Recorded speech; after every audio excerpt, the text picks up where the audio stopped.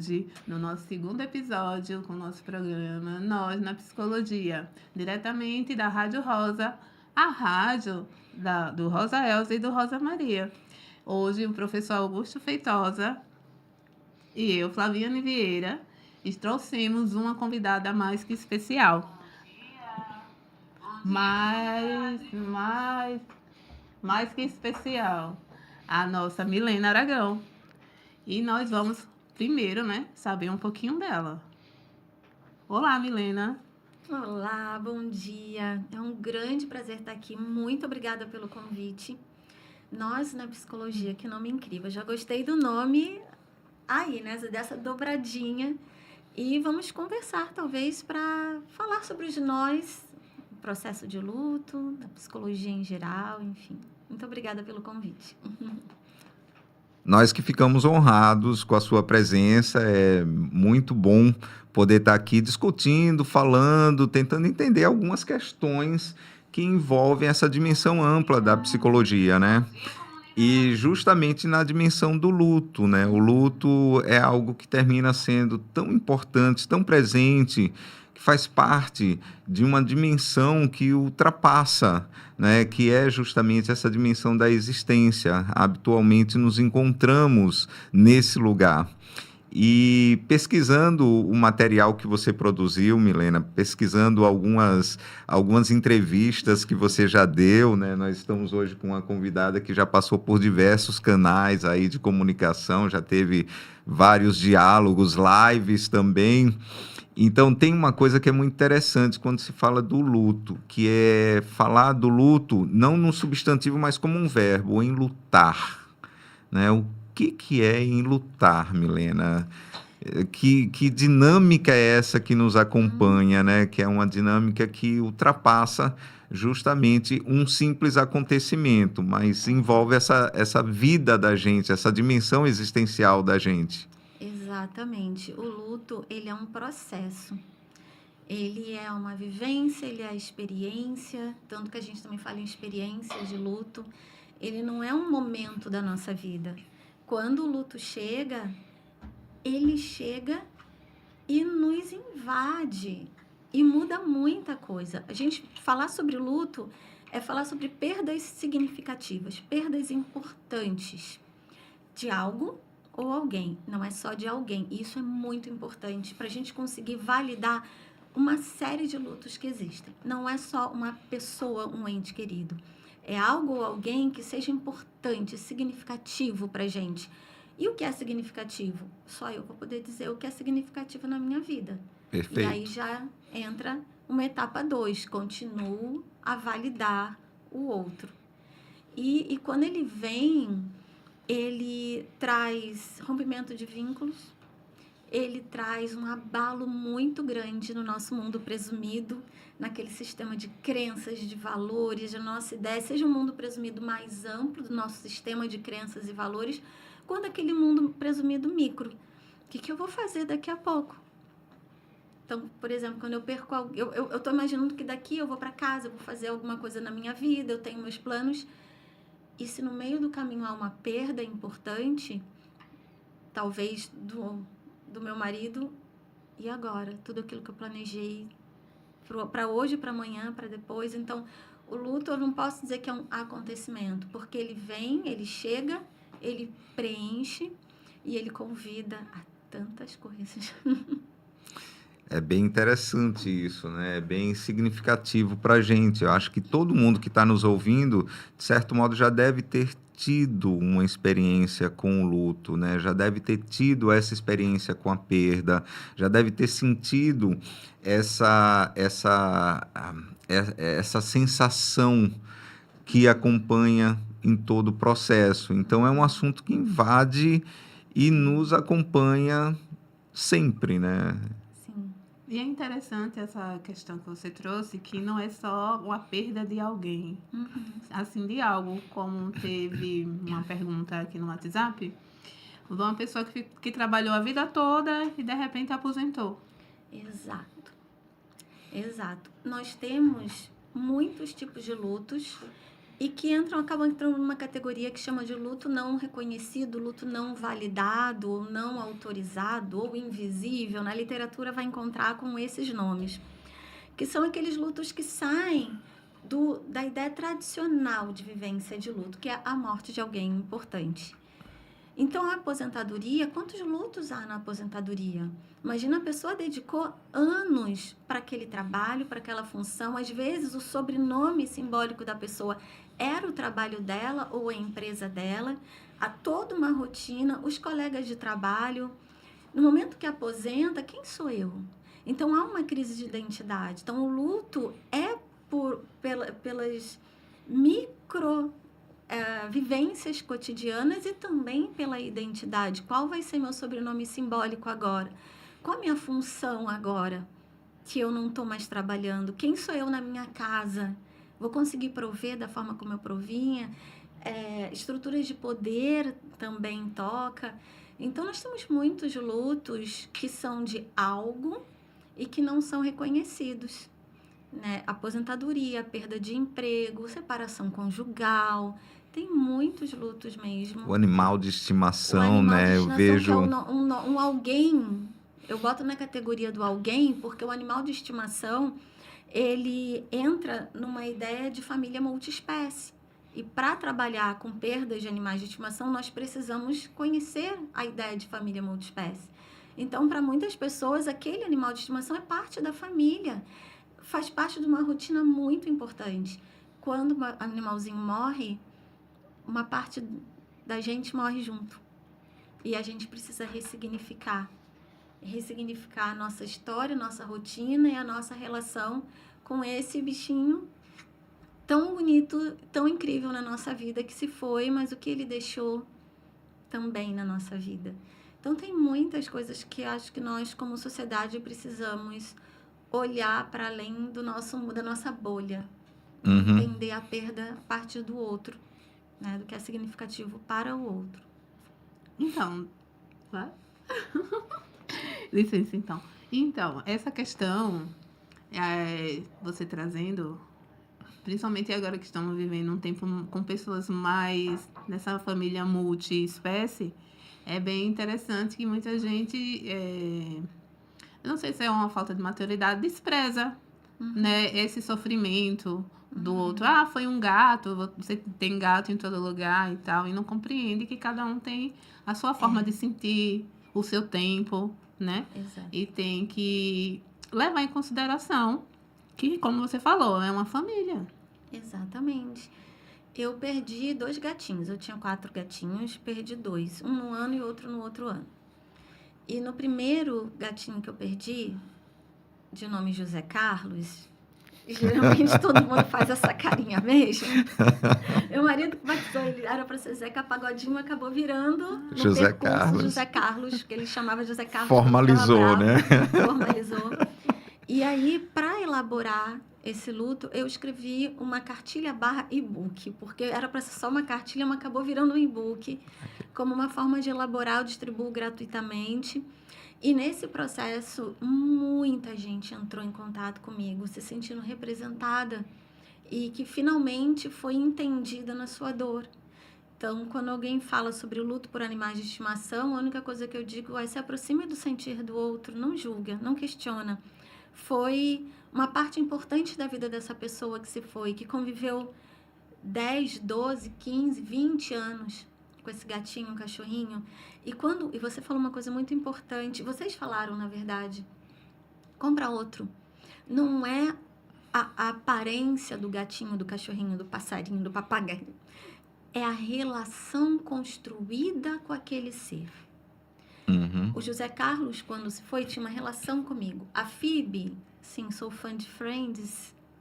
A Phoebe, quando se foi, eu tenho uma Rachel em casa. Perfeita.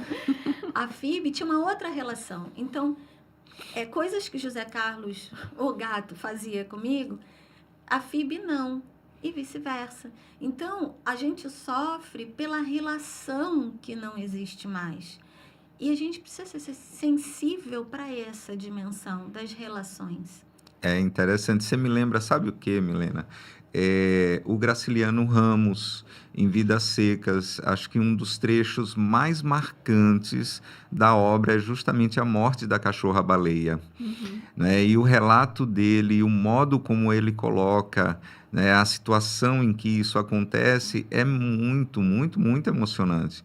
Então é interessante a gente perceber, e eu acho que essa discussão sobre o luto termina trazendo algo tão importante, que é essa nova reconfiguração que a gente tem para com os animais, para com a natureza, né? As mudanças que têm acontecido, por exemplo, no âmbito global, em termos de mudanças ambientais, fazem com que a gente cada vez mais olhe de maneira direcionada e significativa para isso que sempre esteve ao lado, mas, né, como você diz, é só substituir um pelo outro. Não é apenas isso de modo algum. É a construção de um outro olhar. E o luto vem nos trazendo justamente para isso. Porque muitos pais de pet já se identificam. Eu sou pai, sou mãe de pet. Então, realmente é isso mesmo. É a mãe, é o filho deles. E longe da gente tentar construir uma ideia julgadora a respeito, a gente precisa abraçar essas pessoas. Nós, E o sentimento, né? Esse nó aí. exatamente, que me aproxima da pessoa é o sentir. Eu costumo dizer que eu tenho medo de caranguejo, de siri, de qualquer coisa que faça assim. E eu moro aqui na praia, né, na Atalaia. Tá? E tem pessoas que não têm medo de rato, por exemplo. Então, eu tenho medo de caranguejo. Tem pessoas que têm medo de rato. Eu não tenho medo de rato. Eu posso brigar aqui, você pode falar para mim que bobagem ter medo de caranguejo. Eu posso falar para ti que bobagem ter medo de rato. A gente vai se afastar. Mas o que nos aproxima? É o medo. Você tem medo de algo, eu tenho medo de algo. Então vamos conversar pelo que nos aproxima e nos conecta. Deixa eu ouvir o medo que está dentro de você. Apresenta esse medo para mim. Da onde E veio esse escuta o medo? meu medo também, e a gente se apoia e se acolhe nesse processo. Então, eu acho que o que a gente precisa para trabalhar com o luto é esse movimento de escutar o que está por baixo desse iceberg, os sentimentos, as necessidades, porque senão a gente não vai conseguir acolher processos de perdas e luto. Então, você acabou respondendo, tinha outra pergunta também, quais são os tipos de luto? Você falou um pouco dos tipos de luto, mas você acha qual o tipo de luto? Não, eu acredito que o tipo de luto mais mistificado ainda é a perda da pessoa ainda, né? Do ser humano, que precisamos falar mais sobre, porque tem pessoas que vamos trazer até um médico para falar sobre os cuidados paliativos, que aí já vai preparando a família e tal. E isso é importante porque é um luto em vida. Seria assim, poderia chamar assim? Com certeza. Os cuidados paliativos são incríveis, né? E bom, o médico vai esclarecer, mas cuidado paliativo não é cuidado do fim da vida, né? São coisas diferentes. Então, os cuidados paliativos, a palavra vem primeiro, é cuidado. Então, ele pode chegar no diagnóstico. No diagnóstico ali. A pessoa, por exemplo, está com câncer, no recebimento da notícia, já pode iniciar o cuidado paliativo ali. Independentemente se vai se curar ou não no final. Então, o cuidado paliativo é um cuidado, um abraço em todos os âmbitos, de maneira integral. E essa é a beleza dos cuidados paliativos. Assim, mas eu não vou me aprofundar, porque eu sei que ele vai explicar. E aí, quando a gente fala do luto, que você chama um luto antecipado, sim. É um luto antecipatório, que a gente chama, e ao mesmo tempo um luto ambíguo. Que eles andam juntos, o luto antecipatório e o luto ambíguo. Porque, digamos que a pessoa recebe, uma pessoa que eu amo, meu ente querido, significativa para mim, recebeu uma notícia de alguma doença grave, incurável. Eu já vou começando a olhar para as perdas que podem vir, já a partir desse diagnóstico. E aí eu vou entrando num processo de sentir esse luto. É como se o luto falasse assim, cheguei. E eu vou estar aqui sentado do seu lado. E a gente vai conversar.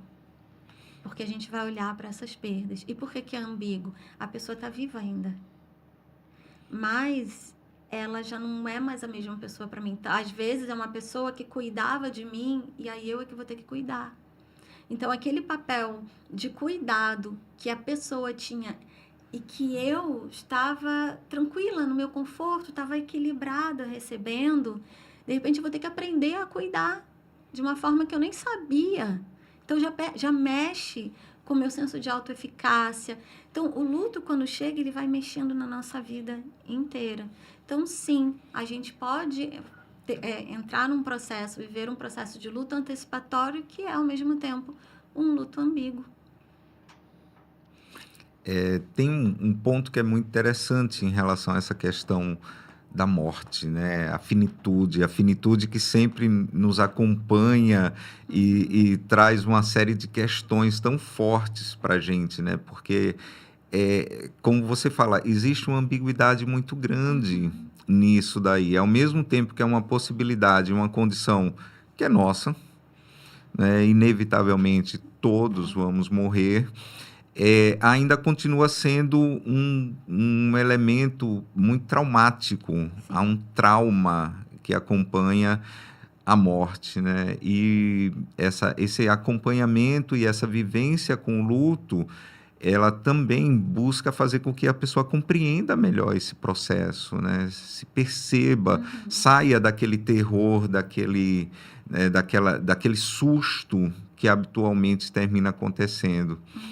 Então, a morte é essa questão que quem vivencia o luto, vez ou outra, retoma, revê, né? Que relação é essa que a pessoa construiu até então com a morte? Às vezes tem pessoas que nunca pensaram sobre isso, fogem disso daí, se assustam, não querem conversar sobre essa questão. Imagino que na clínica você tenha vivenciado e identificado vários casos assim. Sim. Sim, lidar com a morte, século XIX anteriores falava-se mais sobre isso, quando a gente estuda, né, a história da morte e do morrer. Mas a morte, com o passar do tempo, foi começando a ser interdita, escondida.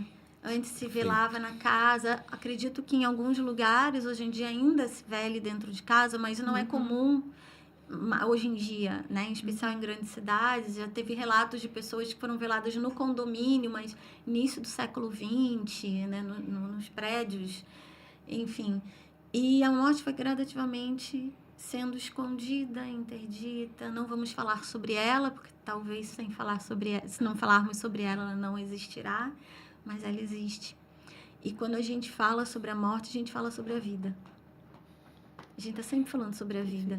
Como a gente quer viver, como a gente está vivendo, que escolhas a gente está fazendo, que a gente está permitindo viver e que façam com a gente, o que nós estamos fazendo com outros, o que nós estamos escolhendo, quais as dificuldades de decidir e escolher, quais são os medos, quais são os anseios, as alegrias, a esperança, que a esperança aparece bastante.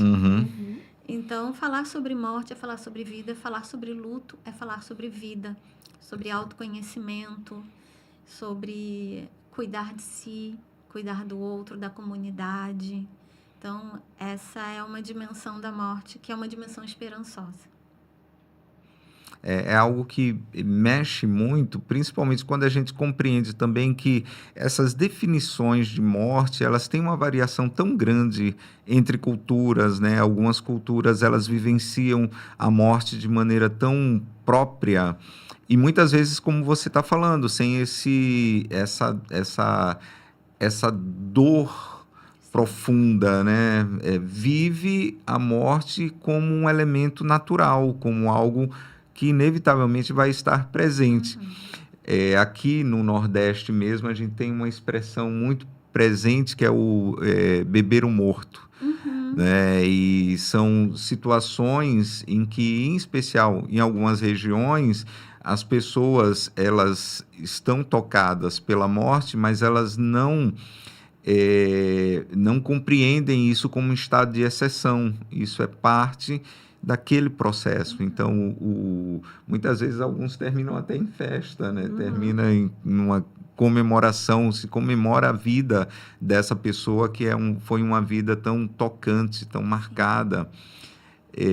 Não sei se você também já vivenciou alguma coisa desse tipo, você que já veio por diversos lugares, né? Já veio do Rio Grande do Sul, já passou pelo Rio de Janeiro, chega aqui no interior, chega aqui em Aracaju, e não sei se já presenciou alguma dessas situações, se já fez parte da sua vivência, encontrar algum tipo de vivência assim inusitada do enterrar, da morte, né? Sim. E do processo de luto. Eu nunca vivenciei, mas estudei. Uhum. Eu fui professora da disciplina Educação sobre a Morte, então Ah, que legal. eu pude ler, entrar em contato, e também nas viagens, eu viajo muito pelo mundo e gosto de eu conversar com pessoas e ver como é que elas elaboram a vida e também a morte. Então, nós temos diferentes formas de expressar, né, de viver. E quando a gente fala, esse tema que você trouxe é muito importante. Geralmente a gente fala sobre luto, muito, muito interno, uma experiência minha, mas ela não é uma experiência só minha, ela também é coletiva.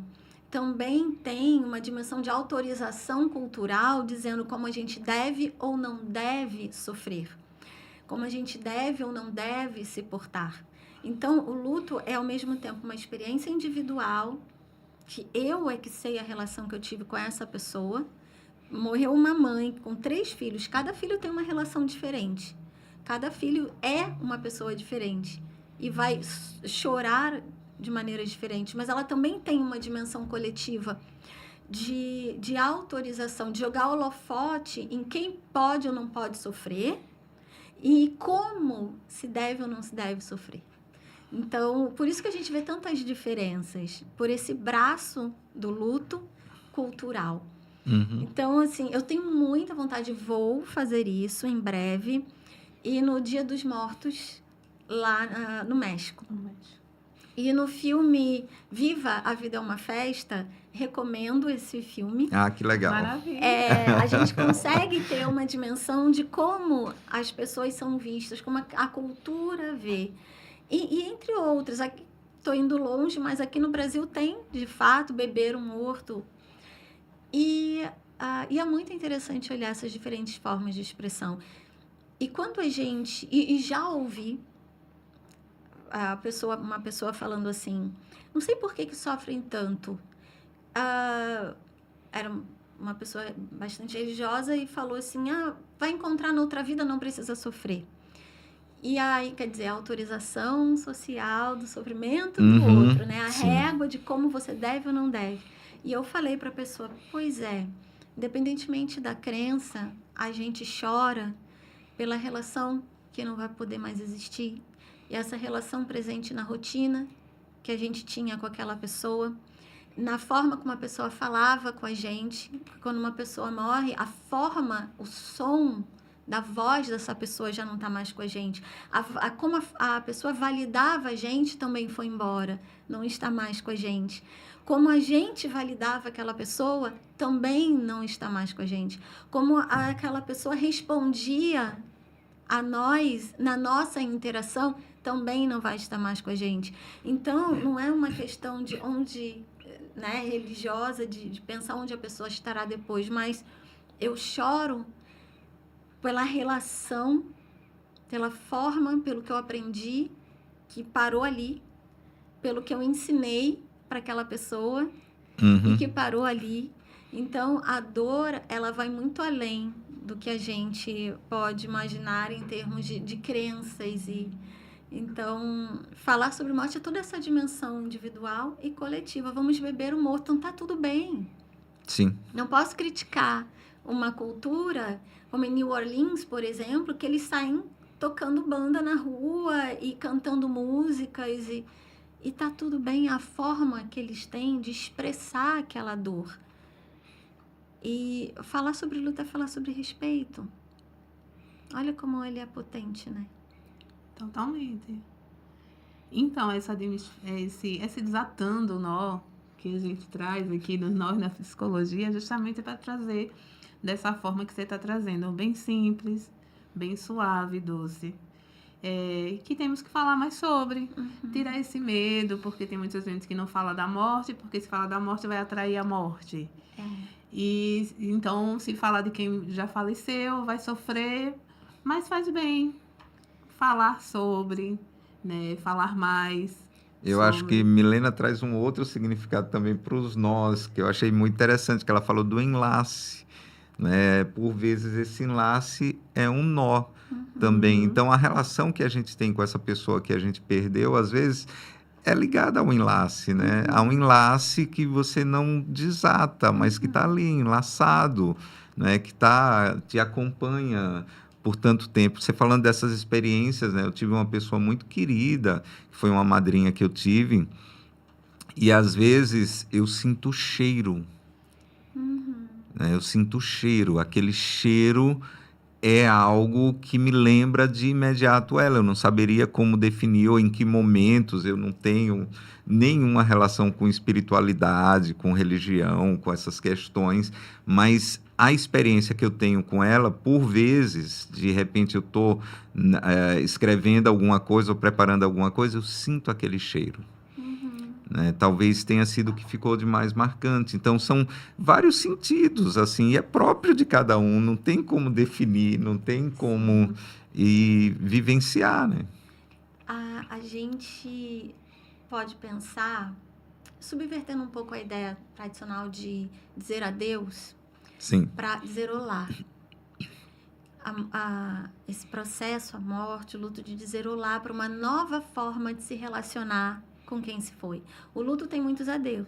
A gente vai dizer adeus para muitas coisas de fato, mas a gente pode dizer olá para tantas outras coisas.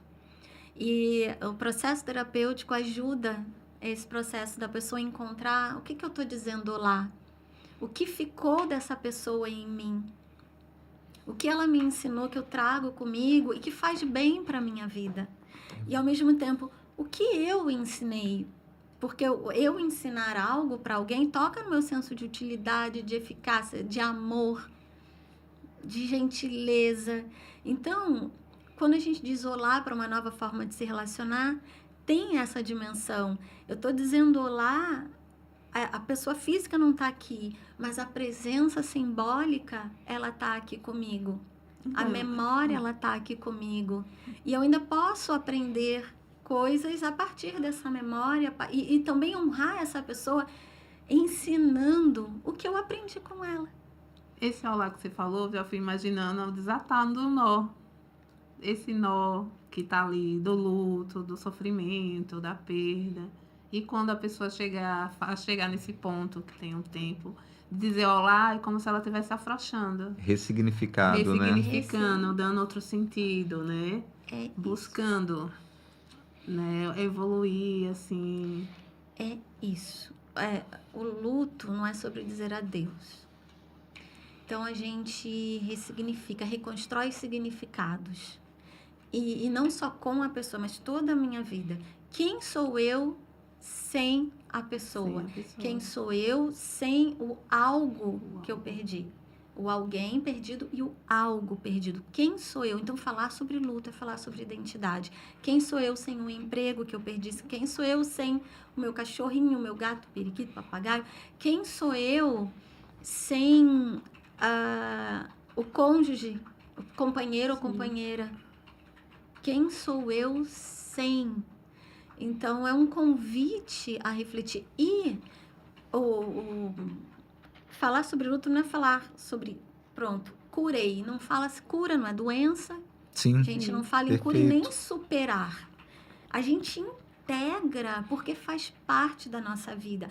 Aquela perda faz parte da nossa biografia. Conta a história. Está ali no meu livro. Faz parte do filme da minha vida. Então, não é sobre superar ou curar algo. E aí sim, vão ter momentos que eu vou ficar triste. Passou 5 anos. Lembrei no aniversário da pessoa. Eu posso ficar triste. Passou o tempo que for. Senti o cheiro. Como você trouxe da sua madrinha. O cheiro. Aí vem aquela pontinha, aquela memória, aí dá uma tristezinha, e aí a gente sente, daqui a pouco a gente segue e vai integrando. O luto nos ensina a lidar com a tristeza. Quanto mais a gente jogar a tristeza pro lado, ela é teimosa, ela vai vir. E ela vai pedir uma conversa. Eu costumo dizer até nos cursos que eu dou, que o luto é como se fosse uma visita inesperada, não convidada mesmo, que ele vai e invade a nossa casa, entra igual o Looney Tunes, aquele diabinho da Tasmania. Sei. Vai rodando. Eu tinha medo dele na infância, sabe? E aí a gente olha assim, tá, já sei, entendi, vamos conversar. Senta aqui, deixa eu fazer um café. Vai ser uma longa conversa, mas a gente vai conversar. E nesse processo eu vou conhecendo sobre minha vida, o outro, o impacto da minha vida nas pessoas, das pessoas em mim. E vai ter horas que a gente vai ter que parar essa conversa, descansar um pouco, que vai doer. Só que ela é tão melhor quando a gente conversa com um ombro amigo. Então a gente precisa também trabalhar em nós, escutar o sofrimento do outro, para não silenciar o sofrimento do outro. Porque para mim é difícil ouvir o sofrer, então eu vou silenciar em você. Mas não pode ser. Vamos juntos, deixa eu te acolher agora nesse momento. A gente precisa educar as sensibilidades, viu? Olha quantos convites o luto nos faz. E falando em convite, você que tem a sua pergunta, a sua dúvida para Milena Aragão. Aproveite o momento. Aproveita o momento e manda seu zap. O telefone 79996913594. Estamos também transmitindo ao vivo do YouTube, Rádio Rosa, com 2 R's no final. Ou no Instagram, Rádio Rosa, com 2 R's no final, 2023. Toda pergunta é válida. Tá bem, Muito bem-vinda. Muito bem-vinda. E falando em perguntas, as perguntas eu já fiz para você, que foi da Irlanda Nossa Senhora do Socorro, e foi da Jolinda, de lá do Augusto Franco. E tem um agradecimento da... Augusto, me ajude, por favor. Um agradecimento... É Tentardini. É Tentardini. Isso. Tentardini, eu sei quem é. Ah, você já sabe quem é. Venha ser, provavelmente, meu digníssimo marido. Está nos assistindo aqui, né? Querido. Obrigada. Aí ele fala, o tema é muito interessante, a entrevistada fala sobre questões muito relevantes que fazem parte do nosso cotidiano. Parabéns a todos. Obrigada. Obrigado. Tem um ponto assim que eu acho muito curioso, Milena. Quando você fala viver a dor, viver a tristeza, né, dá legitimidade a isso. A gente tem uma sociedade que a gente chama de uma sociedade asséptica. Né, começa justamente com essa dificuldade de lidar com a morte. Né, essa coisa das empresas funerárias, das empresas que terminam retirando, né, o processo, né, de acompanhamento, o velar, né, retira isso dos espaços comuns e termina colocando isso em outros espaços justamente para que as pessoas não vejam, né, muitas vezes para que as crianças não vejam. E isso constrói uma dimensão muito asséptica das coisas, né? E dentro da dimensão, vamos dizer assim, da psicologia, isso termina muitas vezes gerando algumas confusões para aquela criança, para aquela pessoa que está acompanhando e muitas vezes não reconhece a legitimidade daquilo, né? E passa anos e anos e anos e anos numa tristeza profunda. Né, até que num determinado momento, acompanhado, né, na sessão, acompanhado em todo o processo psicoterápico, aí é que a pessoa reconhece esse luto. Então, há uma questão social muito forte que termina em lugar de acolher, colocando essa vivência com a morte como se fosse algo terrível, apenas dos filmes de terror. Não sei se você observa isso. Essa dimensão de se pensar a morte é muito complexa, né? Nossa sociedade é tão atravessada por autorizações, por essa dimensão que você trouxe. Vamos apartar, vamos... Não traga as Não crianças, traga né? as crianças para não sofrer. E essa negação do sofrimento não faz com que a criança deixe de sofrer, só faz ela sofrer sozinha, Acredito. isolada, no cantinho dela e tentando elaborar sozinha. Tem um filme, eu gosto de filme, Ah, ótimo. Ah, Não, é quanto filme. mais indicações, melhor Que pra é- gente. O Enigma das Cartas.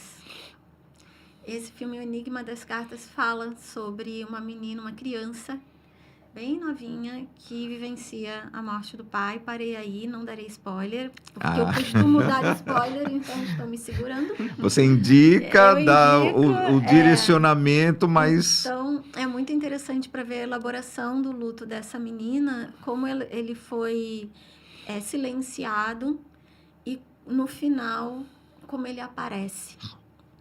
Então, esse silenciamento dos lutos, em especial dos lutos não reconhecidos, é muito preocupante. Muito preocupante. Um luto, por exemplo, não reconhecido, que é bastante silenciado, é a perda gestacional. Então, como Perfeito. se fala, abre aspas, não sofrer, não conheceu, que bom que você não conviveu muito tempo, aí não sente tanto, fecha aspas. É tão dolorosa essa fala. Como não conheceu? Como não... a pessoa, aquela família, já começa a imaginar a vida toda com aquela criança. Sim, sim. Já começa a projetar desde o iniciozinho, seja o quarto, a decoração. Hoje em dia que está na moda esse chá revelação. Sim.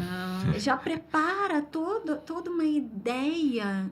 Já imagina indo na formatura. Então, quando há a perda, não é a perda pontual, é a perda de uma história já construída e vivida internamente, é uma perda de uma relação já construída e vivida internamente também com aquela família.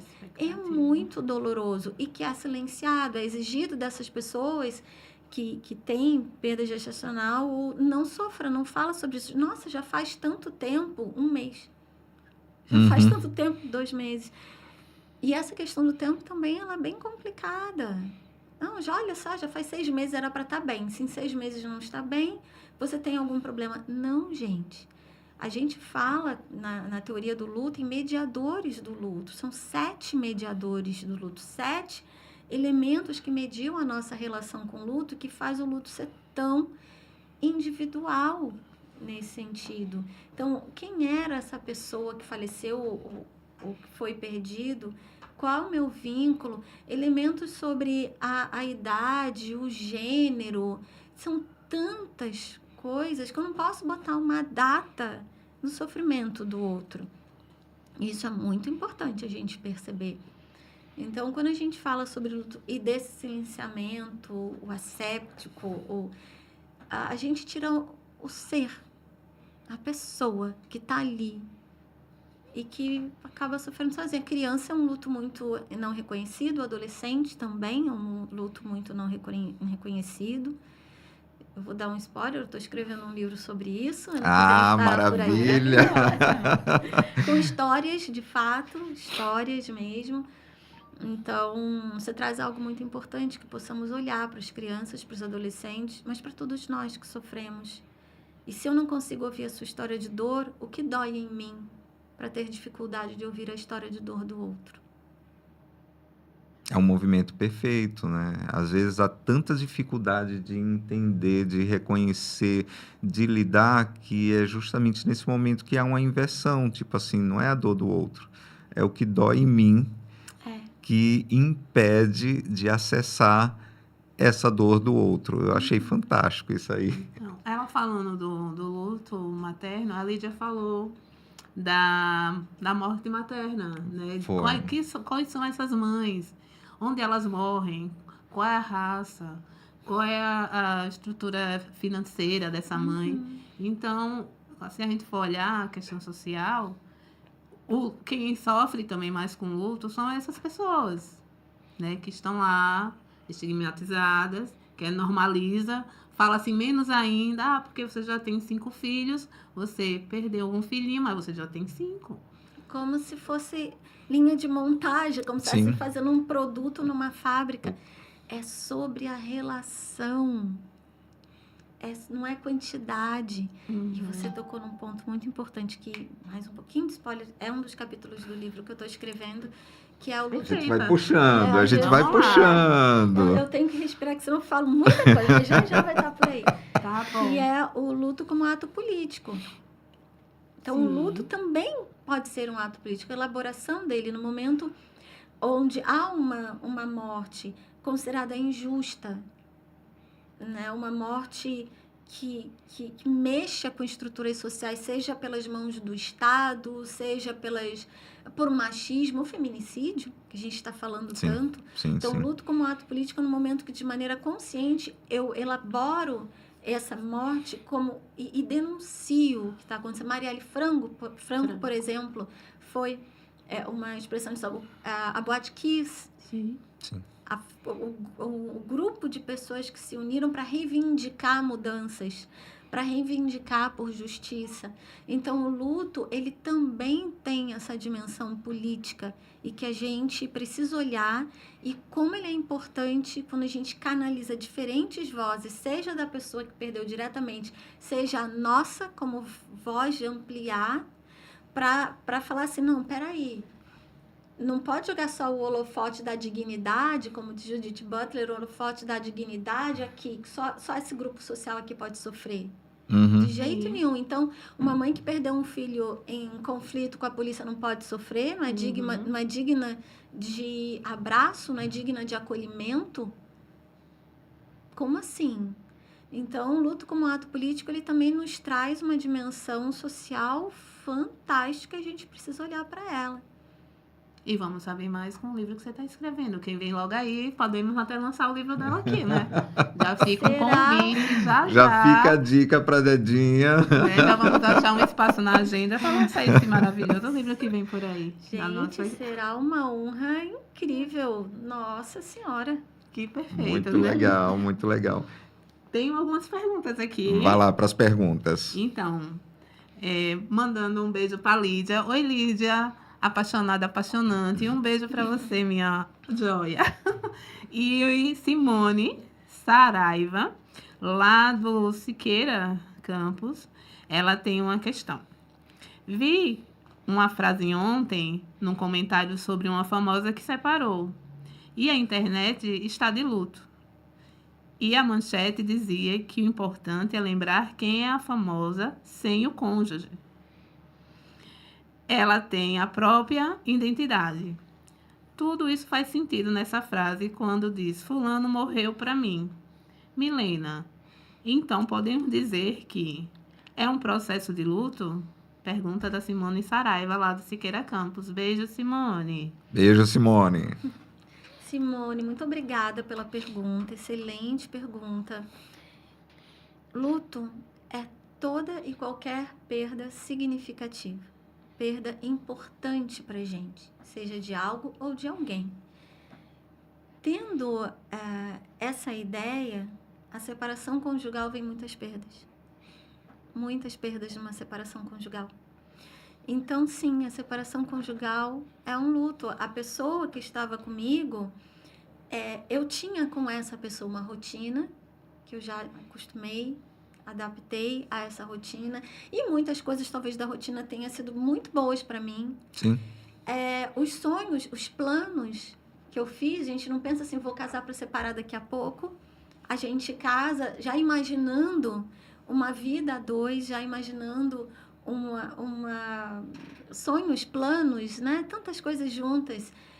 E vem a separação, rompe esse mundo presumido. Uhum. Então, há perdas de sonhos, de planos, da convivência que era a parte boa para mim, da forma que aquela pessoa me escutava, que ela pode não ter sido boa em várias coisas, mas aquilo me abastecia de alguma maneira e foi embora aquela forma de me escutar, ou o senso de utilidade que eu tinha frente àquela pessoa, porque a gente também tem uma dimensão de gostar de. eu gosto de cuidar de uma determinada forma e outra pessoa permitia que eu fizesse isso. A separação conjugal foi embora isso também. Além de outras perdas, né, indo além dessa pessoa, tem a perda financeira, a perda de um status, a perda até do status de ser chamada de casada, agora não mais, agora mudei meu nome, sou divorciada. Sim. Então, isso para algumas pessoas também é perda. Toda a dimensão é como eu escuto as dores que essa pessoa traz para mim. Eu escuto como um processo de luto, de fato.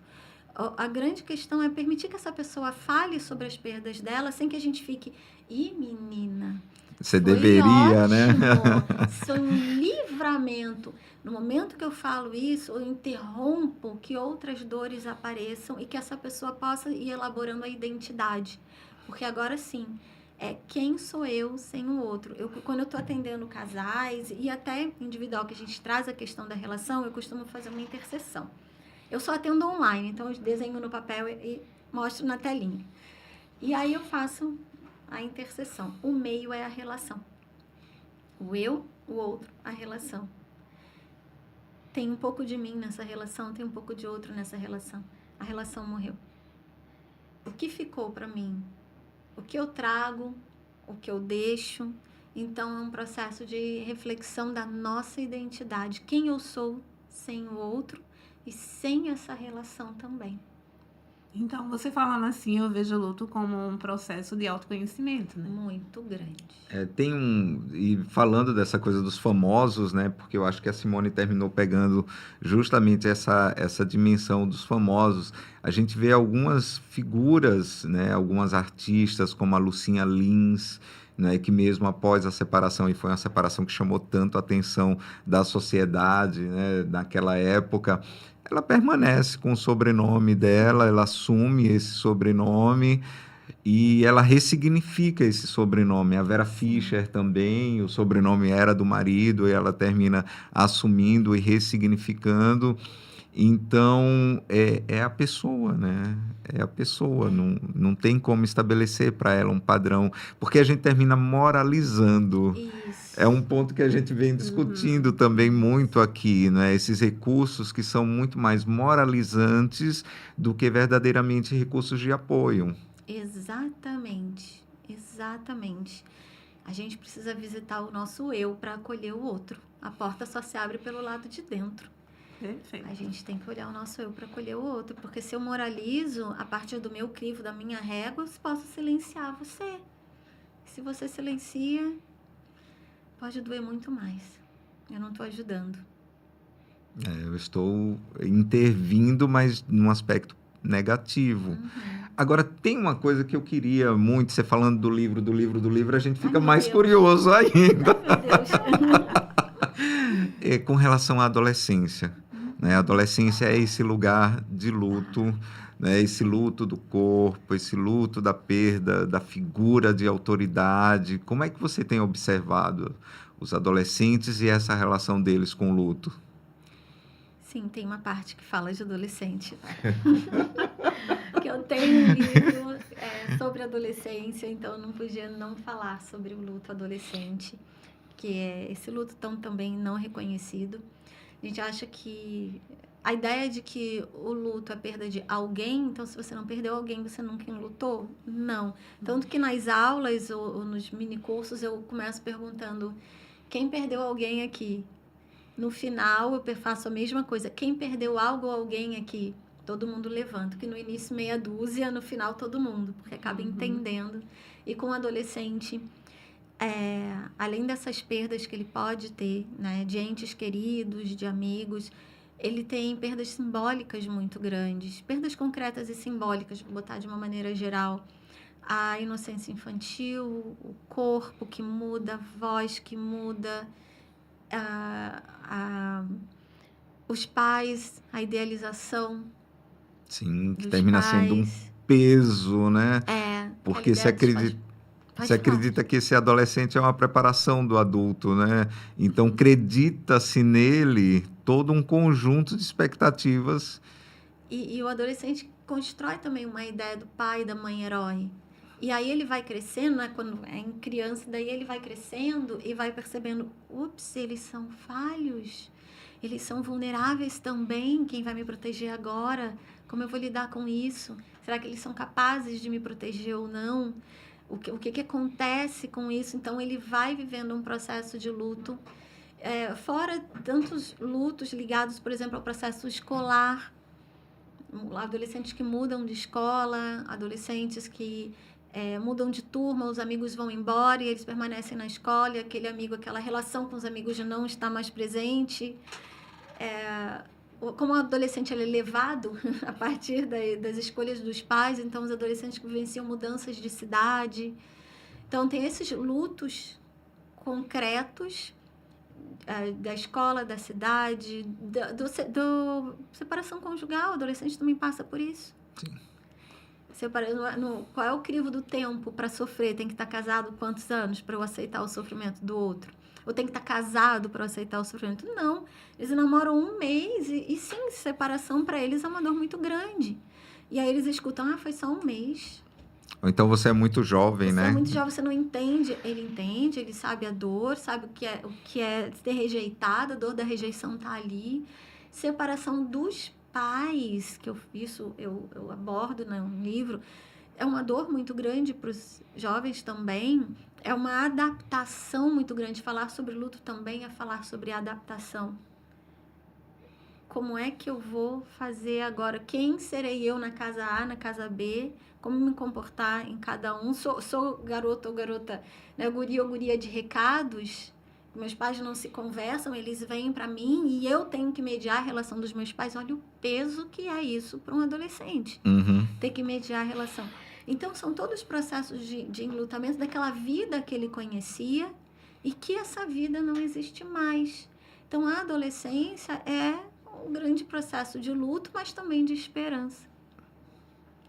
Falando em esperança, temos o final do ano que para os adolescentes é bem significativo, porque muitos vão iniciar a faculdade, terminando o ensino médio, aí tem essa quebra, né, da criança, e aí vai para a faculdade viver com outras pessoas, um ambiente bem diferente do que eles estão acostumados, muitas vezes longe de casa.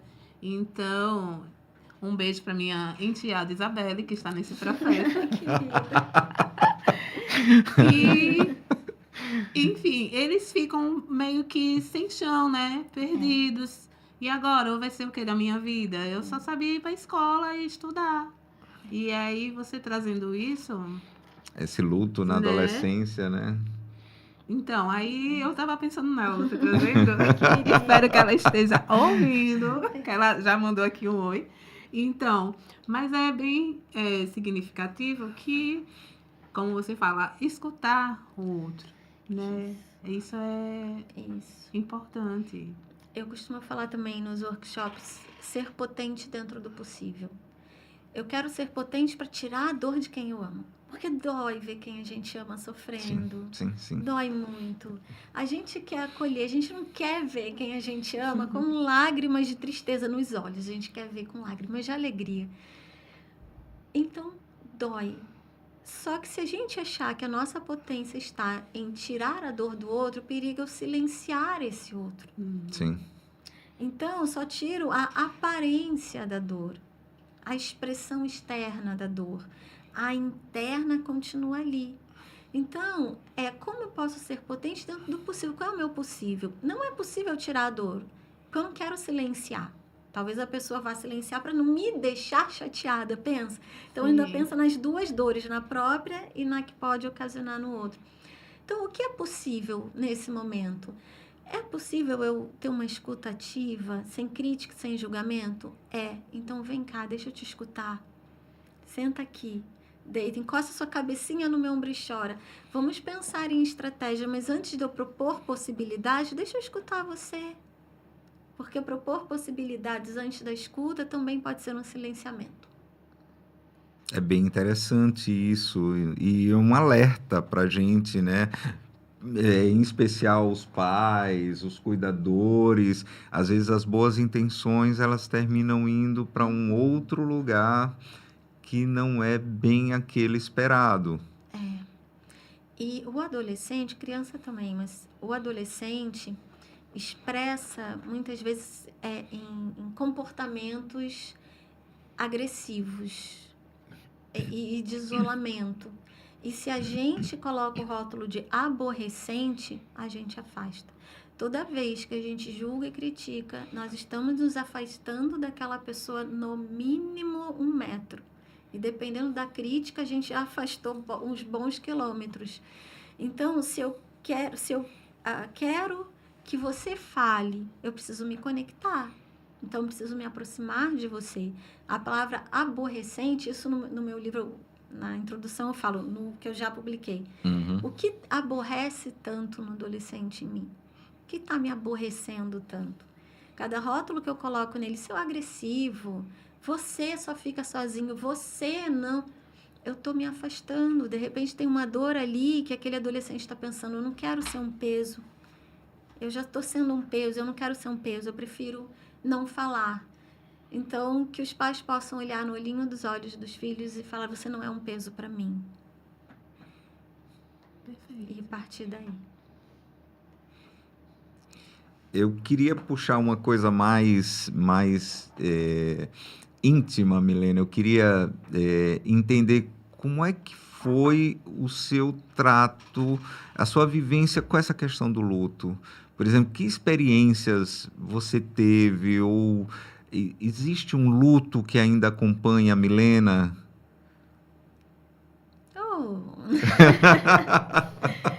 Então, eu fugi dele tanto, tão difícil para mim. Eu conhecendo, estudando, depois que eu dei um significado a toda essa teoria, então eu dei um nome, mas desde a minha infância eu vivi um luto ambíguo pelo abandono paterno. Uhum.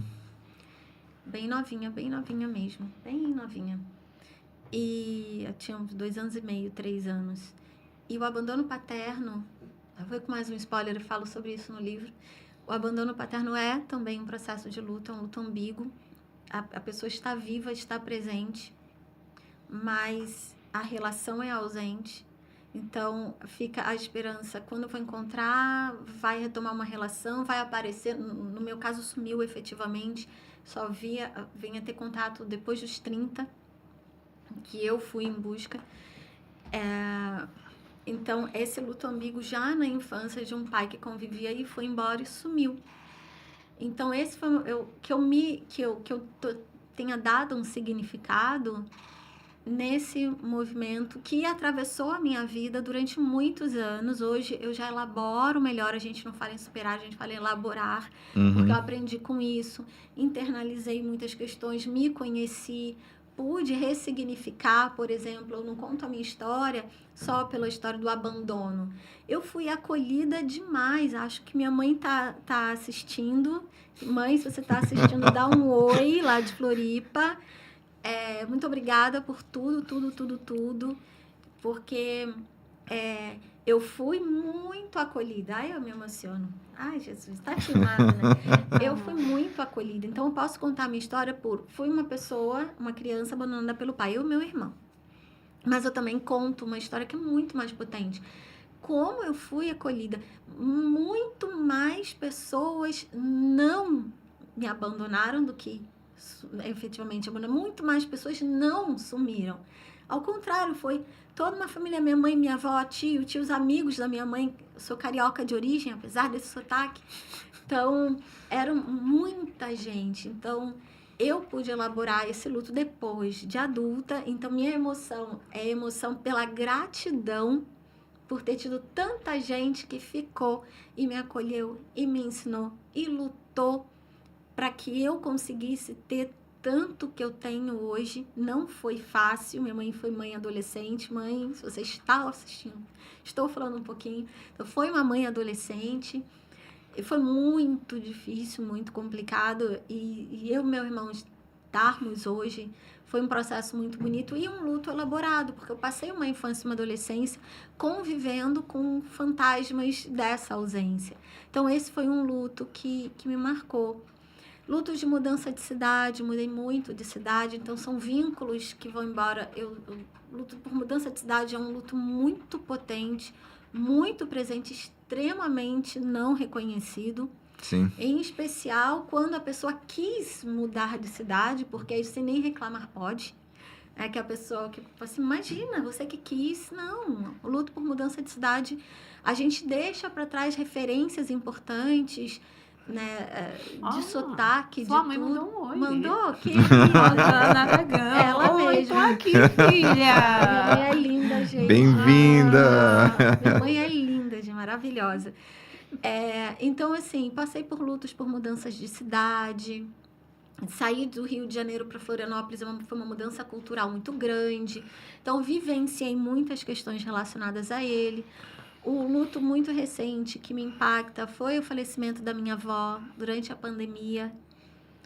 Que eu sempre trago elementos dela comigo, sejam físicos, e sim, se você se sente bem, tô falando pro ouvinte, de andar com um cordão, um brinco, um chale, eu tenho muitos chales da minha avó que eu saio com eles, isso faz bem para você, use.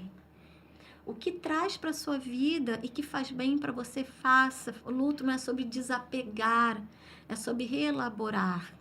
Então, o falecimento da minha avó que me criou junto Eu conheci, com a minha mãe. Milena. Tu conheceu minha avózinha Conheci amada, num né? evento que a gente teve no Rio de Janeiro. Exatamente. Eu vi, eu acompanhei querida. esse cuidado seu e esse contato Foi. tão bonito.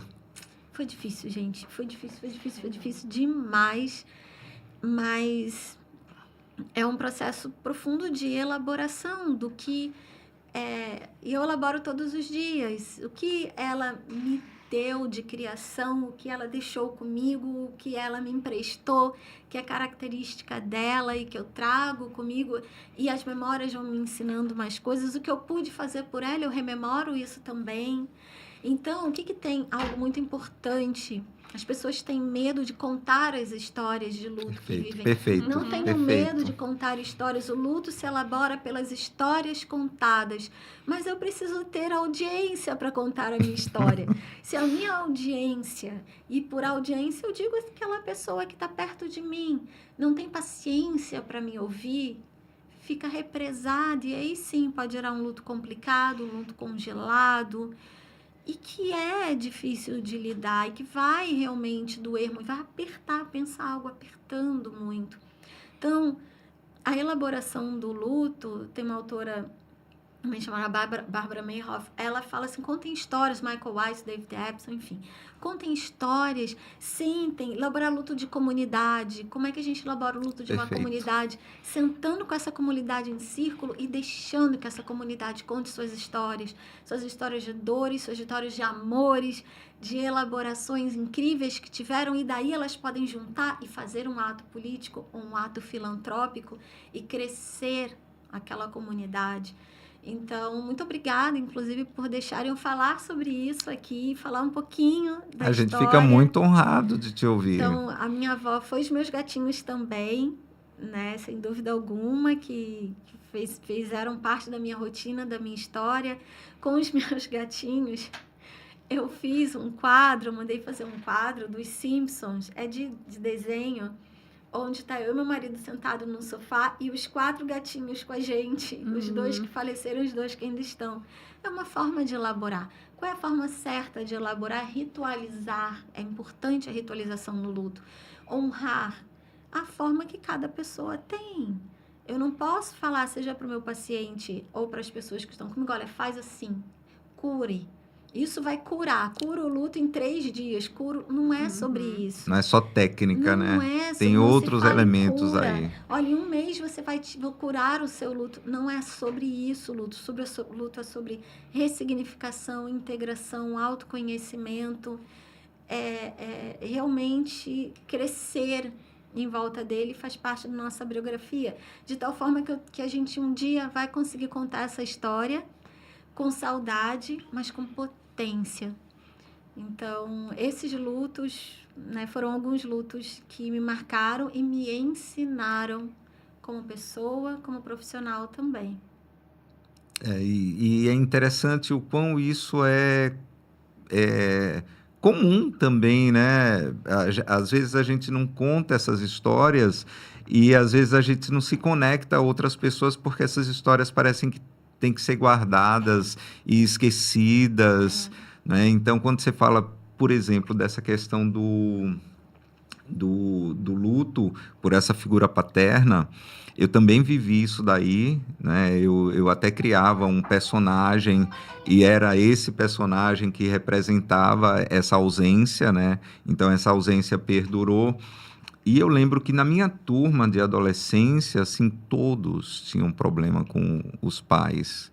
Assim, era uma questão mesmo. É muito significativo a gente pensar gênero a partir dessa problemática, né? E muitas vezes esse homem, ele é ensinado a não chorar. Exatamente. Ele não pode chorar, né? Então há uma ausência, há uma dor, mas ela não pode ser expressa, ela não pode ser falada, ela não pode ser elaborada, ela não pode ser discutida, porque você tem que ser forte o suficiente. Então, é de uma violência imensa, né? A gente passou por todo esse tempo associando fortaleza, né, a força à violência, mesmo que fosse uma violência para consigo mesmo. E eu tenho um relato muito forte de um amigo meu, um amigo inclusive de longa data, e ele, sabendo que o pai estava muito doente, ele num determinado momento quis falar o quanto amava, né? E ele disse assim: pai. Aí ele disse que com toda aquela carga assim que sempre esteve presente. Ele disse: amanhã a gente conversa. E não houve.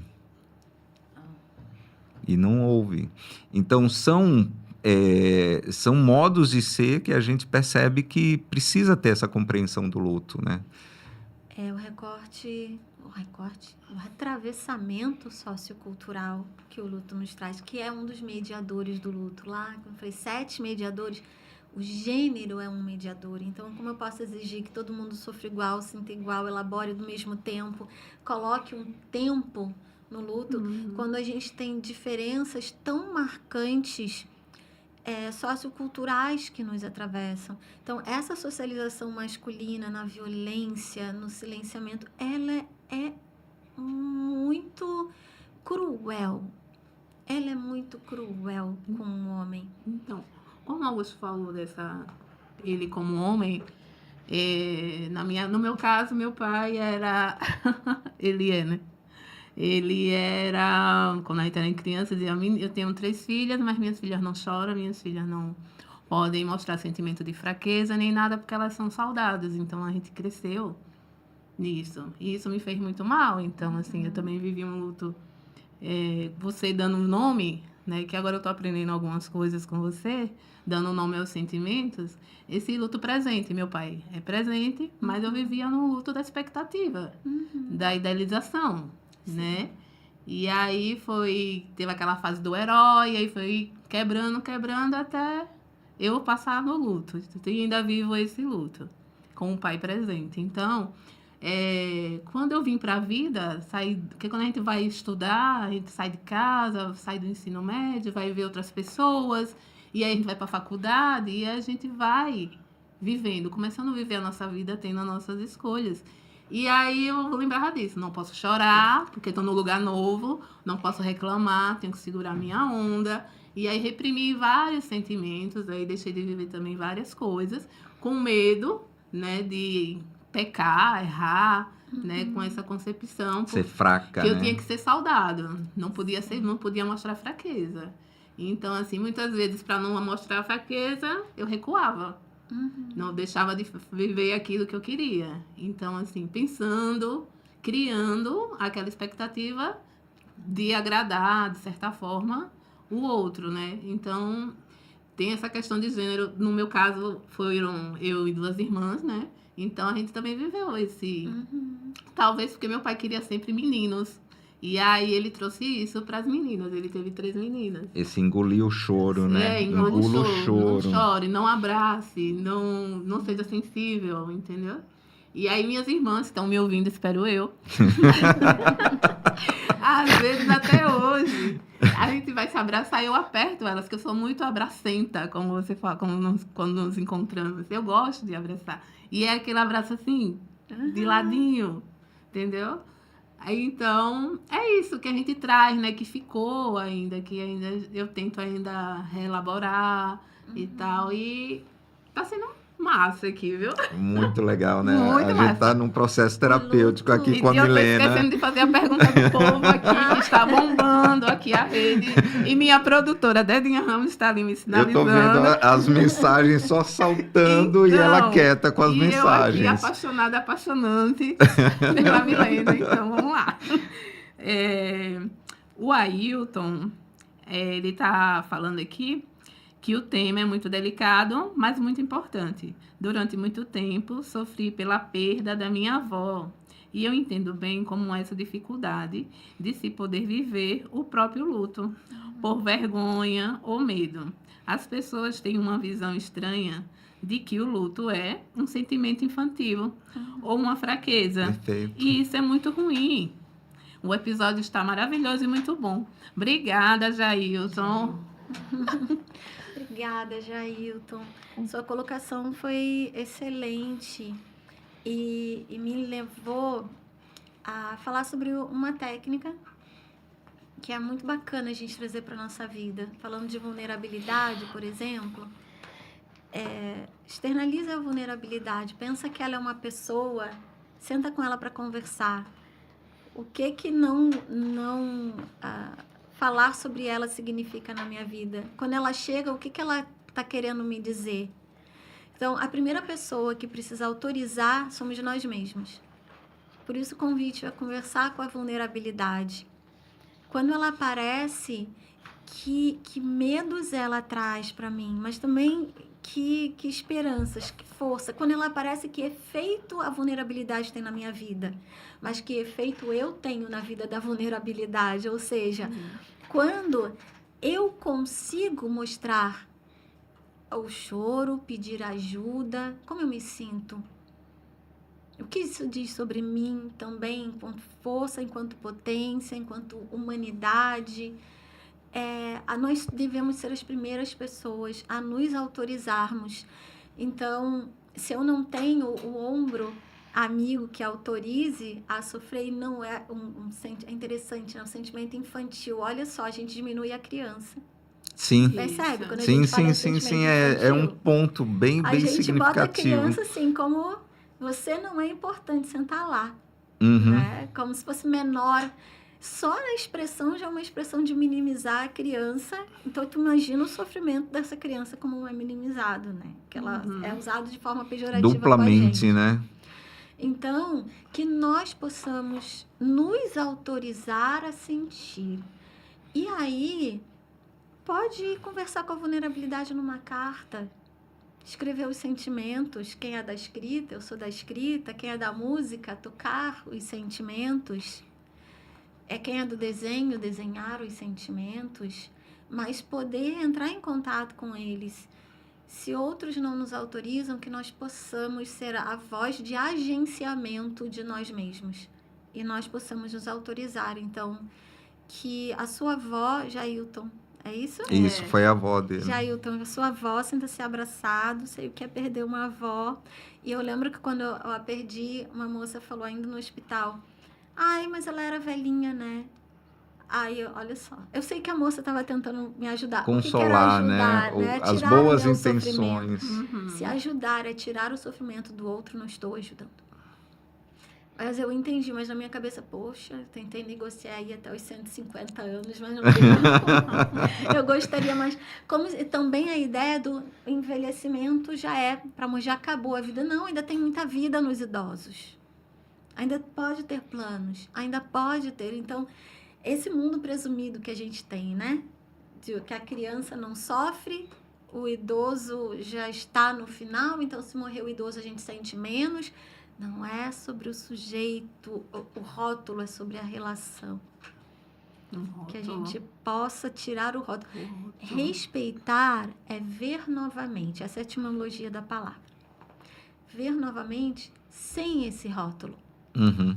Então, se eu tirando o rótulo, morreu um idoso e falo, morreu a minha avó, aquela pessoa que fazia o bolo com um cheirinho, que me fazia um Nescau, que me dava um abraço, ou que conversava comigo, ou que me contava a história, foi essa pessoa que se foi. Então, é importante, quando a gente vai ouvir uma história de dor do outro, que a gente tire o rótulo e deixe que a pessoa fale, conte a história da relação com essa pessoa. Perfeito. Eu acho que na minha família sou eu que arranco os rótulos. Então, estou quebrando vários costumes, morais. Então, assim, talvez eu... E, assim, agora ao vivo para o mundo, na Rádio Rosa, então, né? Meu Deus! Mas eu estou pronta e preparada. Então, você falando da avó, também perdi a minha avó. Era uma pessoa que eu não tive muito contato por questões familiares, que a culpa não foi minha, então, parará. Mas quando eu comecei a ter contato, nos últimos anos da vida dela, minha avó, pra você ter ideia, era assim, à frente do mundo dela. Ela foi ter um namorado depois de, acho que quase uns 40 anos de separada do meu avô. Ela teve um namorado com 80 e poucos anos, e eles namoravam e passeavam, e pode falar aqui, né? E faziam sexo. E aí, assim, eu achava maravilhoso esse desprendimento, enquanto os filhos não queriam e tal. E ela viajava. Tudo que ela não fez, que ela não viveu, ela viveu tranquilamente. E aí ela era uma ótima dançarina de forró, aí vem meu dom daí do forró. Tá vendo? E ela morreu justamente no período de São João. E ela adorava o São João. E aí, o pessoal da família, em luto e tal, não vai pro forró não, porque sua avó morreu tem pouco tempo. Mas foi a forma que eu tive de ressignificar, como você falou, de honrar a presença dela, porque ela gostava bastante desse movimento do São João, de viver, de dançar e tal. E ela era muito colorida. Eu sou conhecida como uma pessoa muito colorida. Então, minhas roupas e tal. E aí eu fico pegando, a gente falando de vó, né? Trazendo esse... E agora eu entendo como foi que eu ressignifiquei esse momento do meu luto. Que eu não sabia dar nome, né? E até eu me julguei, poxa, todo mundo tá lá chorando e eu tô aqui. Mas nesse forró eu conheci meu marido. Oi, marido, alô? Ai, querida! E assim, foi bem significativo pra mim. E eu não fui com aquela culpa. Tá? E lá pensava nela, o que ela podia estar fazendo, se a gente podia estar junta. Então, assim, de vez em quando eu sinto o cheiro do fígado acebolado que ela falava, que como Augusto falou, que sente o cheiro. Tem Sentir o coisas que cheiro, a é. gente... Aí até às vezes eu digo, oi, vó. Assim, porque eu acho que é a minha forma, né, de trazer, mas eu não sabia dar nome. Agradeço a você por você trazer isso pra mim, pessoalmente. E hoje, assim, o mundo... Aracaju, Sergipe, Florianópolis, Brasília, Rio de Janeiro. Todo mundo aí interligado o na mundo Rádio hoje Rosa. vai ver o luto com outro olhar. Esperamos que acolham mais, né, os seus enlutados, né? E a si próprio também, né? E assim, vamos marcar outros podcasts, né? Vamos. Luto 2, 3 episódios. Então, aí eu vou fazer as perguntas aqui, já vou, Dedinha. Tá cheio de pergunta, viu? Cheio de Tá perguntas. cheio de pergunta. Eita, Ela tá trazendo esses relatos dela, que ela não consegue, mas tá cheio de questão. Cheio aí. de questão. E agradecimentos. Sua mãezinha também mandou, disse que agradece muito por você e seu irmão na vida dela, por vocês terem dela. Então, assim, essa troca está sendo muito importante aqui pra gente. Tem a Roselane Guimarães. Rosilene Guimarães, minha boleira predileta. Bom dia, meu amor. @ Rosilene Guimarães. Tem a Kelly. Temos a... Aqui... Não. Eu Reversa. Muito obrigada para você. E temos também uns agradecimentos para Paulinho da Havana Joyce, Carlos Calda do Jorro, Roberto, Que está se recuperando. para o Carlos Guajará e para O Osman Freitas, escritor aqui do Rosa Elze. a Kathleen Isabelle, A Rosilene e a Rosana E Aragão, a que é a Rosana. mãe da nossa convidada. Então, sim, você ia falar? No rádio, o aplicativo está mostrando que em Aracaju tem muita gente sintonizada. Você só não consegue saber os nomes. Ah, que maravilha, né? Não é? A nossa produtora está dizendo que tem muita gente sintonizada no podcast, mas a gente não identifica de maneira pessoal, mas Então, consegue identificar. esse pessoal foi o pessoal que está aqui ao vivo, mas tem o pessoal Escuta pelo aplicativo, tem o pessoal do WhatsApp, 996913594. E tem o pessoal também lá do Instagram, Rádio Rosa, com 2 R's no final, 2023. @gmail.com. Né? Milena, a gente está indo para os créditos finais do nosso encontro aqui. E a gente quer que você fale um pouco sobre a sua produção, sobre os livros que você já escreveu. Fique à vontade com esse espaço para poder, justamente, deixar o recado, falar um pouquinho sobre essa sua vivência. O que você quiser trazer, fique à vontade. Eu, primeiro, assim, antes de tudo, eu agradeço muito a oportunidade de poder falar sobre esse tema. É muito silenciado, muito. Então, falar sobre esse tema e falar que há possibilidades de elaboração, de integrar essa vivência, essa experiência na nossa história e a gente seguir sem silenciamentos, com respeito. Então, é muito importante. Muito obrigada por esse espaço. Eu falei sobre que eu escrevi uma cartilha / e-book, Sim, um pouco de cada um, falou. sobre animais de Animais de estimação. estimação. Mas eu escrevi além da cartilha sobre animais de estimação. Eu também escrevi sobre mudanças de cidade, também escrevi acolhendo o luto pelo diagnóstico, as mães que recebem o diagnóstico de autismo dos filhos, como elas se sentem, também escrevi. Eu procuro, assim, me inspirar e escrever diferentes temas a respeito do luto, colocando num suporte lúdico, num suporte onde a pessoa vai conseguir se conectar e eu dou gratuitamente. Então, quem tiver interesse em ter acesso às cartilhas, me escreve no Instagram, @psi.milenaragão. Me pede que eu envio para vocês, eu envio o link, porque quanto mais a gente reverbere essa mensagem de apoio, de vida, de cuidado, conexão, eu acho que melhor a gente vai conseguir lidar com a dimensão do luto. Inclusive, algo que eu lembrei a partir da sua fala, que é engole o choro. Eu também ouvi, né, na minha cultura, minha história engole o choro, mas quando eu cheguei para dar aula, quando eu cheguei aqui em Aracaju, eu ouvi uma outra expressão. Eu ouvi a expressão se entupa. Sim. Também. E só que eu nunca sim. tinha ouvido falar essa expressão.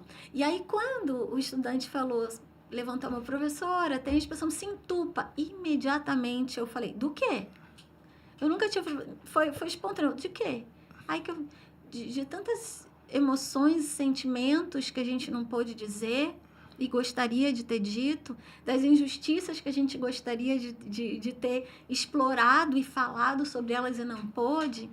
Então, que não nos entupamos, ao contrário, que podemos ser um seio que permita que as pessoas falem. Então, seja na escrita de artigos científicos ou das cartilhas a respeito do luto, ou de outros livros que eu tenho livros ligados à área da educação também. Um livro é Um Pouco Mãe, Um Pouco Professora, Conversas sobre a Mulher na Docência, onde eu falo de gênero e docência, que é um tema transversal super importante da gente abordar. Um outro que é Castigos Escolares, Conversando com Professores, que é outro tema muito bom, muito importante para a gente importante. explorar.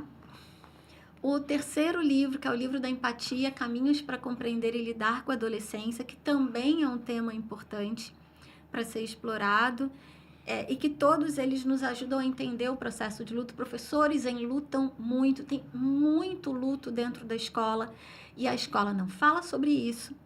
A escola precisa falar sobre os lutos que entram não só pelos estudantes, mas também na voz dos professores, que lá estão em lidar com uma série de dimensões que a docência traz. Isso seria um outro podcast, falar sobre luto. Fantástico, fantástico. Da educação infantil ao ensino superior. Então, a minha escrita, eu procuro trazer reflexões mas também procuro trazer essa conexão consigo e a conexão com o outro. E estão disponíveis no meu site, dentre outras coisas. Eu acabei de produzir, essa é a primeira vez que eu estou falando aqui, eu acabei de produzir a memória, né? A gente vai, um baralho sobre luto, tanto para lidar o luto da infância, da adolescência, da vida adulta, que são baralhos com perguntas, que às vezes a gente não sabe o que perguntar. Uhum. Então, nesse baralho, é um jogo de cartas que a gente pode brincar e é um jogo de autoconhecimento e, ao mesmo tempo, nos coloca frente ao que eu posso perguntar para o outro de maneira respeitosa e que tenha relação com a integração, com a ressignificação do luto. Então, toda a minha trajetória, eu procuro, seja nos cursos, nos atendimentos clínicos, trazer essa dimensão do conhecimento, do acolhimento, do dar nomes, da voz e ajudar dentro da realidade da pessoa ela a encontrar a melhor versão de si mesma, né? É um trabalho bonito. Obrigada, muito obrigada pela oportunidade de estar aqui. Eu não tenho como agradecer. Por mim, Nós que obviamente, agradecemos. ficaria Muitíssimo. mais algumas 2 horas, eu acho, ainda. E teria assunto, e teriam perguntas, entendeu? Porque muita gente está perguntando, mas a gente não tem muito tempo mais. Mas aí depois eu passo para você e você responde. Com certeza. Os links também a gente pode colocar no YouTube, deixar disponível lá, né? A Dedinha coloca lá das cartilhas também, o pessoal Sim. que queira baixar, ou a indicação do teu endereço para poder eles terem acesso. O Instagram é @psi.milenaragão. Milena Aragão. Esse é um Insta, que eu também faço vídeos, posto postagens sobre luto, relações, enfim. E o site é www.milenaragão.com.br. E aí no site tem muitas coisas sobre mim também. Mais material.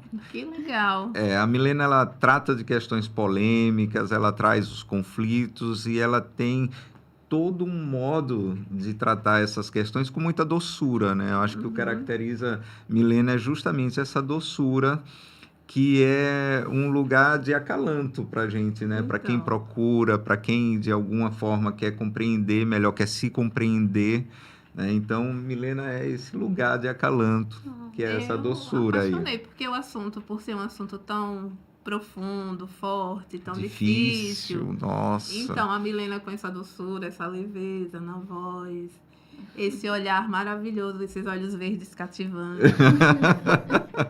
Ela deixa tudo mais suave, tudo mais simples. Sim.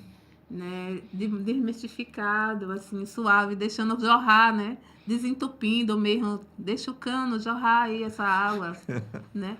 Bora indo. E aí, quando vê, pronto. Desabrocha. E assim, eu já tô pensando nos próximos. Na verdade. Te agradecemos muito, muito mesmo, Milena, que outras oportunidades surjam e que a gente possa se conectar cada vez mais.